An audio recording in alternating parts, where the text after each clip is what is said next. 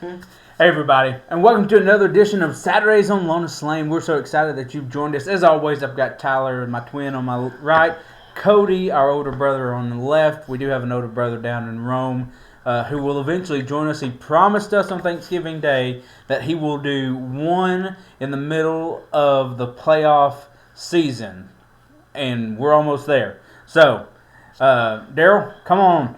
Brother Daryl, another Brother Daryl. Our brother Daryl. Hey, if you haven't already, go ahead and hit that subscribe button. Give us a thumbs up. Leave us a comment. Tell us what you think. Maybe you like us. Maybe you don't. And if you don't, let us know why.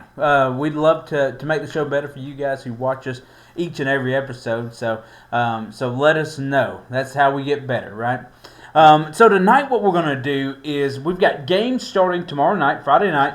And so what we want to do is go ahead and do our pick'ems. So this is a championship pick'ems. Now, I know we've done SEC all year long, but you only have one SEC game this week. Yep. So we're going to do all the ones that count. Tyler wants to do a couple that really doesn't matter, but they're close to here. Some people are watching. We have a bunch of Jacksonville State people in this area who go and play in the band there. But their band is now better than their football. Their football team is now better than their band. So, who's Jacksonville State play this week? Jacksonville State plays Kennesaw State, which is another college right down the road out of Atlanta, Georgia. If you look at it, the game earlier this season between the two, Jacksonville State beat Kennesaw State. As of right now, I can't have the score pulled up, but if y'all don't mind looking at it, our good friend, family friend, 35-26. The score was 35-26. 35-26, Jacksonville State. A good friend of ours, Brent, he's an alumni at Jacksonville State, and he's got a lot of friends down there. Heritage, which is the school that Cody teaches at, former band director, is a assistant band director down there. Is a assistant band director, and he does stuff down there for Jacksonville. He's also a teacher other than band. So we're going to pick this game tonight. Right now it's a 2.5-point spread. It's on CBS Sports Network. So CBS Sports Network tomorrow night. Kickoff is at 7 o'clock. It is being played. Where is it being played? Jacksonville State is going to be the home football team. Yep. M First Stadium. It is, and it will be AM First. AM First. I don't know where that's at. They're playing in Jacksonville. It's in Jacksonville. Because Brent will be attending that game. He will be there. Hosting. So 2.5 points. Kennesaw's favored. Tyler, who do you have? Well, and me and Brent talked earlier this week about it, and he's like, "Well, we beat them at the beginning of the year, and when we played them." Cody, what do we say about playing a team second time? It's extremely hard to beat a team twice. A good team twice. So, but I have to go with Brent, and I have to go with Mr. Blair Calloway, Jacksonville State Gamecocks. It's going to be a close game. I mean, the previous game was as well. But give me Jacksonville for the win. Cody, do we feel the same way as Tyler does? I think I do. Kennesaw had a really good year after a terrible year last year. Got a new coach in, first year head coach, with not a ton of experience as a head coach. And why do I know so much about Kennesaw State? They're semi-local. We've had a few guys in the past that I've coached against that have went on to play there, and guys that I know have played there. And Emily actually went there for a semester, so I keep up with them a little bit. They are a very good program, building up. They've only been a program for 10 years? Yeah, if that. Because we have to say that one of the guys that we played football, Justin Akoria, went to South Carolina for a couple of years, and then Kennesaw opened up a football program, and he transferred there to be closer to home and get playing time. He wasn't getting much playing time at South Carolina when Steve Spurrier was there. That's right. So it had to be within the past 10 years. I think maybe 7 then. This might be year 7. 6 or 7. Anyways. I'm older than that now. Yeah, we're 15 years out of high school, and he was a freshman when we were seniors. Okay, so either way, I'm going to go with Jacksonville though. I think getting that win for them at this level, they're a pretty good offense. Their head coach has bounced around, and I just forgot his name. He's a bald guy. I know exactly what he looks like. Kind of short guy, good shape. Charles Kelly. Yes, he was an Alabama coach. Coached at I believe he coached at Auburn as well. He's been a couple other places, and I was when he left Alabama. It's like that program's going to continue on. Yeah. You remember who was there the year before? Yes. Rich Rod. Yes.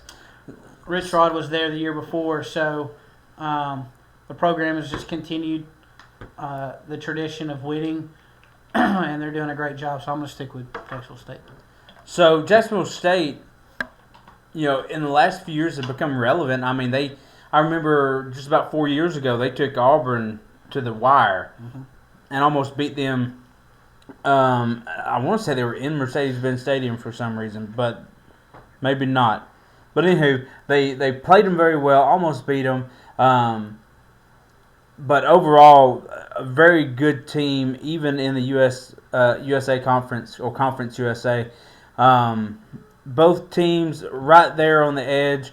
It's a close game. Like I said, you see a game that's 2.5 point favorite. Really, it's a toss-up of who's going to win this one. Because Jacksonville State is the home team, we're going to stick with Jacksonville State and go Gamecocks on that one. Couldn't pick against the Cox. That's right. So now what we want to do is we want to look at teams that have, this matters, right? Winner of this gets an automatic bid into, almost an automatic bid into college football playoff coming up here right after Christmas. So let's do this. We're going to start with tomorrow night, 7 o'clock game on ESPN. This is Troy versus James Madison. Now, I'm not a huge fan of this game. The spread on this is 23.5 points for a conference championship game. James Madison is a really good football team, and if Virginia can't beat Duke, James Madison, if they win, will go to the college football playoffs. Mm-hmm. So, this means a lot, right? This is not just a game. They have an opportunity to go to the playoffs. So, especially if North Texas were touring in that game, either one of them will be first. Yeah. So, Tyler, who do you have for this game? James Madison and Troy. So the only game that James Madison has lost this year was to Louisville. It was a 28-14 game. It was fairly close. Was that early in the year? That was earlier. That second game of the season. So they've been pretty dominant. They struggled against Georgia State. They beat Louisiana, the Raging Cajuns. They dominated Old Dominion. They dominated Texas State. They beat Marshall up pretty good. Beat Appy State by a ton. Barely getting past Washington State. It was a 24-20. And then last weekend when they played Coastal, 59-10. So they haven't really played a lot of big names. The big names they played against, they've kind of struggled or gotten beaten by. But it's Troy. So give me James Madison Who's in the home state of? Alabama. So give me the Sunbelt champions, James Madison, of the year 2025. Yeah, I think James Madison wins this, and they're hoping for an upset in the ACC championship game. It's hard to pick against a 23.5 point favorite. Not saying that they cover the spread by no means, but there's obviously something there that somebody's winning a bunch of money if Troy figures out how to beat this team. So, Cody, who do you got? I'm going to stick with James Madison. I think they're firepower on offense.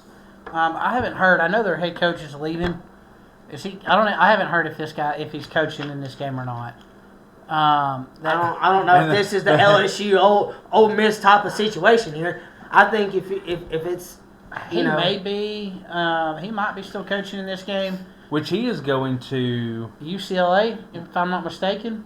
And then who's taking his spot? Billy Napier. Billy Napier, SEC coach that got fired early from Florida this year. So kudos to Billy for landing on your feet. I think you got a good program down there. I mean, James Madison here in the local area, Chattanooga area, should know James Madison well when they were in the D2, and then they moved up. Yeah. I mean, they played here. They played the national championship game at Finley Stadium here in Chattanooga, and they were in it just about every single year.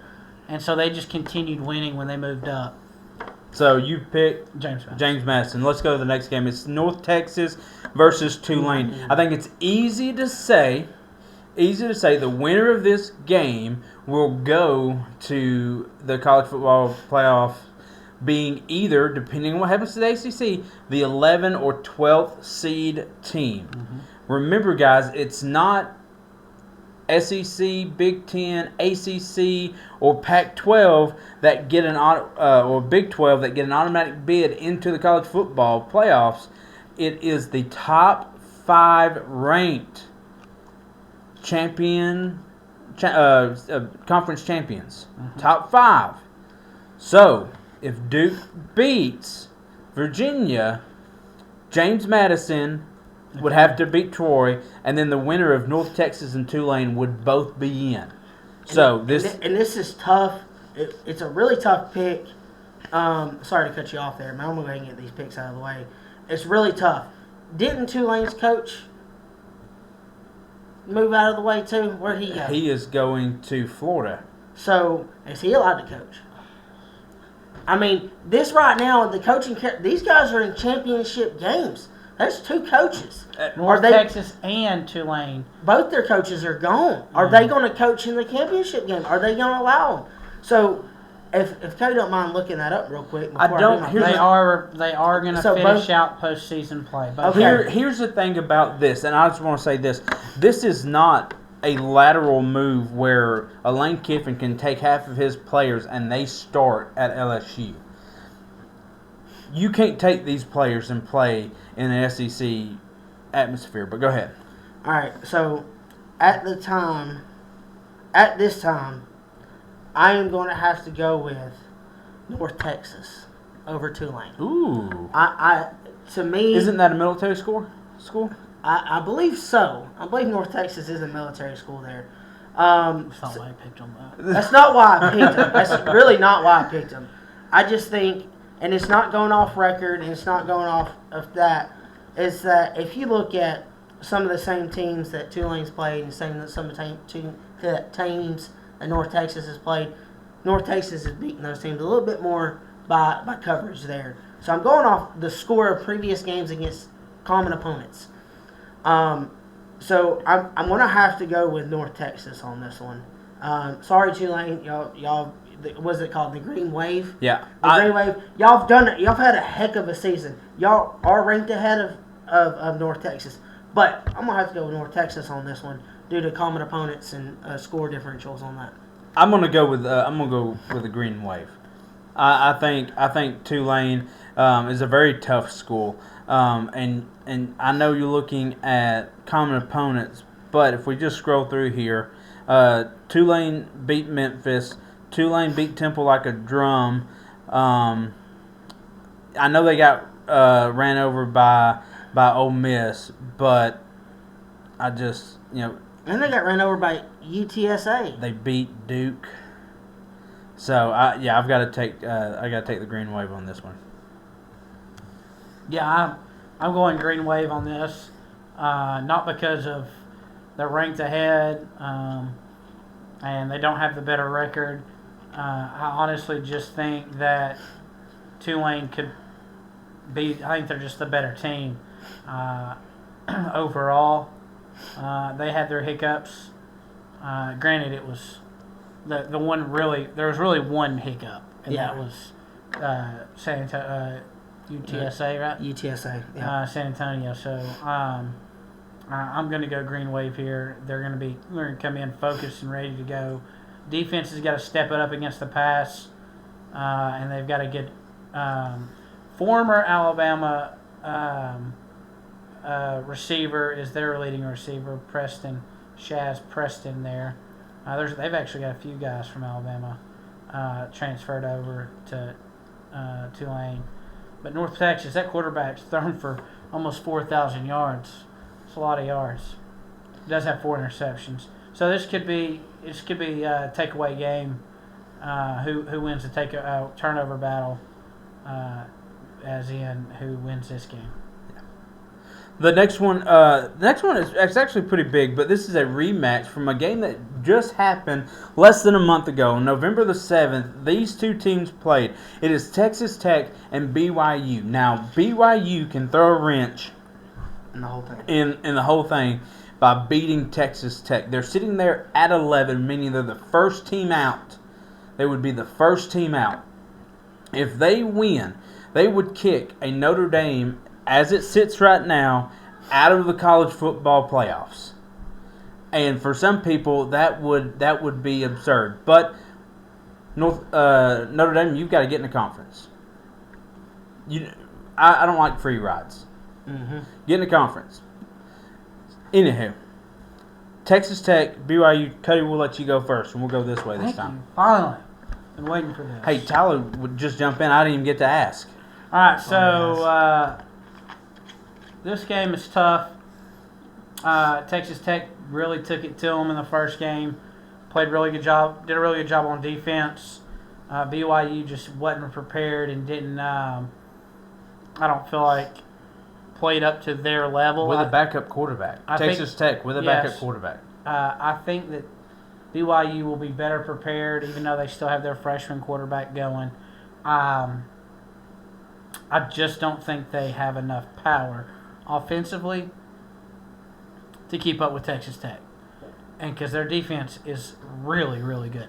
Their linebacker, and I'm gonna not even know his name. Let's see if I can find it. Rodriguez is a Heisman. Jacob Rodriguez should be a Heisman Trophy candidate. I mean, he has 101 tackles on the year. Holy cow. Yeah. And 1 touchdown. They did put him on offense. For one play. So they could say he was a two-way player. So he could get some hype going on. He's got 4 interceptions, 7 forced fumbles, 1 sack, 56 solos, but 101 tackles on the year total. Next, Travis Hunter. So I'm going to stick with Texas Tech. I really like what they're doing there. Joey McGuire's done a great job with them. Vegas is very high on Texas Tech. This game is a 12.5-point favorite. You want these conference championship games to be a lot closer. You want it to be that 3, 2, 5 range. You don't want to see blowouts in these conference championship games. This one may be one that's a blowout. Texas Tech is strong. They have 3 quarterbacks that would start almost anywhere else in most programs.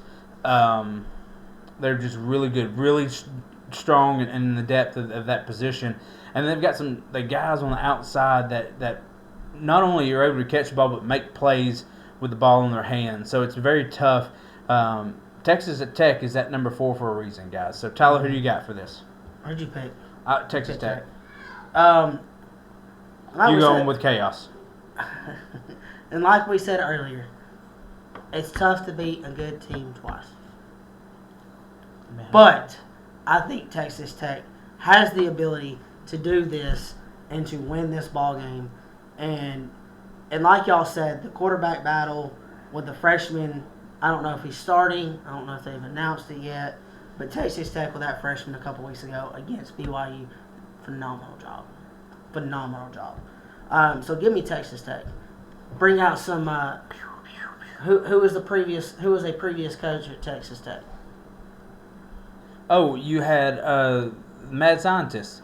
I'm one. All right, bring out some mad scientists out on this one because Texas Tech's gonna roll over BYU. That's what they do, guys. Yeah. I guarantee you'll have what's his name there? Crabtree. No, the quarterback that used to be Patrick there, Mahomes. Patrick Mahomes. Yeah, Wait, you also got Crabtree that also went to Texas State. he did. He was a star receiver. The next game we want to look at. This is a late game, but this is a game that everybody has eyes on, and it surprises me at the spread. It's 4 points. You have Virginia and Duke. Everyone who does not have a dog in the fight for playoffs. Playoffs. Talking about playoffs. If you're 1 through 6 or 15 through 25, you are rooting for, other than Virginia, you are rooting for Duke because chaos is what people are looking at. It would be mayhem come Sunday when the committee has to pick the top 12 if Duke wins this game. Hands down, it will be the craziest pick show ever, and riots will happen. They will take to the streets. It will look like Toomer's Corner at Auburn everywhere. It'd be a madhouse. But What, a bunch of dead trees? Sorry, I had to go there, Harvey. He's dead now, ain't he? He is dead. He died in prison. Duke versus Virginia. Cody, go with this one. Man, as much as I would love some chaos on Sunday, I just can't see it happening. I like Virginia and what they're doing. 10-2, I've watched them play quite a bit, more than I probably should. Being out of the SEC, they're one of my teams that I do kind of follow a little bit on that side. I think they're going to be offensively, they're going to be pretty solid. And I'm going to go with them on that one. Just 2 weeks ago, Virginia played Duke.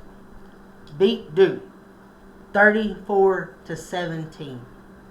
It's going to be a repeat for Virginia beating Duke.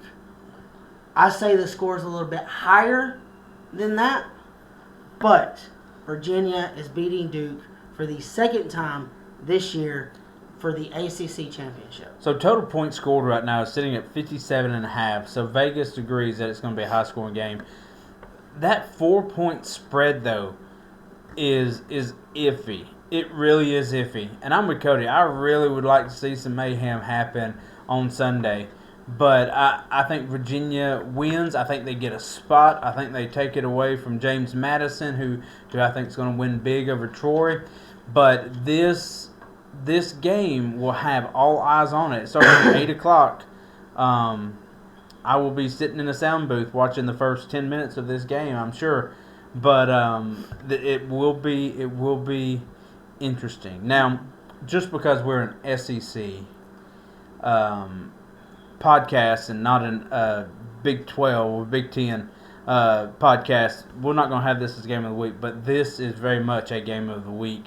But it's Indiana versus Ohio State. Ohio State's picked at 4 points with a total point score of 47.5, a little bit low, but neither one of these teams put up huge numbers, especially against teams that are pretty good. But this is an interesting game. This is 1-2. They've been 1-2 for half the season. Ohio State's been up there all season, but Indiana has clawed their way up. Now, if you remember correctly, Indiana got a bid into the playoffs last year. A lot of people question whether or not they were deserving of a playoff bid, but they got in, and they got stomped. First game right out of the gate. Different Indiana team this year, guys. Very different. This is the last remaining undefeateds, and after Saturday, there will only be one left standing, and that's going to be the winner of this game. Tyler, who do you pick? Ohio State, Indiana? What's Indiana's mascot's name? They're the Hoosiers. Give me the Hoosiers over the Buckeyes this weekend. I don't think Ohio State's been pressured. Quarterback has been pressured enough. They've been able to roll over a lot of not so talented of teams. I think Indiana has been able to play to a top tier. Minus the Penn State game, it was 27-24. It was a close game a couple weeks ago. But give me the Hoosiers over Ohio State. I think Saban's a good quarterback. I Man. know. To say I that know he he's hasn't been. He hasn't been. He has not been had to been pressured. He got His pressured offense- at Texas. I know he didn't look good in that first game, Me- but neither he one of has. them did. He's looked very good Since. But give me the Hoosiers. Are you waiting on me? I mean, I'll go. I'm just making sure it's my turn. Yeah, go ahead. I'll I'm jump in. just- I don't I'm care. being- I'll say what I gotta say. Being a good one and just being quiet and listening. No, I think Julian's saying, buddy, I hated to see you leave, but it is what it is. Ohio State, that's my pick.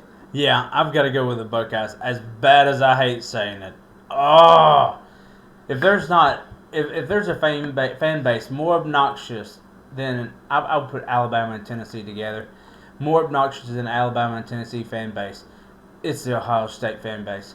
And they're like a rich kid. They like to tell you how much money they have. Yeah. It's absurd. It drives me nuts. Sorry, Roger. I know you don't watch this. But it drives me nuts. They love to talk about how much money they have. But I just don't see Ohio State losing this. They've got a great defensive coordinator. They've got a great quarterback. They hide their coverage. They will rotate men to make you think that, hey, I'm doing this, and rotate them around, and you don't even it's crazy. It's amazing what they do there. Ohio State, absolutely. So now for the game of the week. Since we're on SEC podcast, we're going to do the SEC championship game. It's in Atlanta. It's a 4 o'clock game at Mercedes-Benz Stadium. Tyler, remind us the record for Alabama in Mercedes-Benz Stadium. 8-0. Cody, remind me of the last 10 years of Georgia-Alabama matchups. 7-1, For Alabama. this spread is 2.5 favorite for Georgia. Yeah. Money line, though, is laying on Alabama 114. Plus. Plus 14. Yeah. Yeah, plus 114. Okay. And like I said already 3 times tonight, it's tough for a good team to be beaten twice. Every one of us picked Georgia over Alabama last time. Sure did. Alabama struggles in the second half. Georgia plays a lot better in the second half. They've been playing great in the first half the past couple of weeks. I think Georgia's able to do that again this week. I'm picking Georgia, even though we all know what fan bases we are, but I'm having to go and pick Georgia to beat Alabama this weekend. I made a mistake. Forgot to take my Bama hoodie off. Tried to be very biased, and we try to be. Yeah. We don't like people to know who we root for because we want people to listen to us. Most people know who we root for. I know. But without that being said, we try to include everyone. And Alabama got some news today where they're going to be out without their top 2 defensive linemen.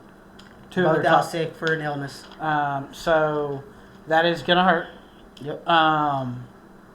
But they've got a lot of depth, especially at that position.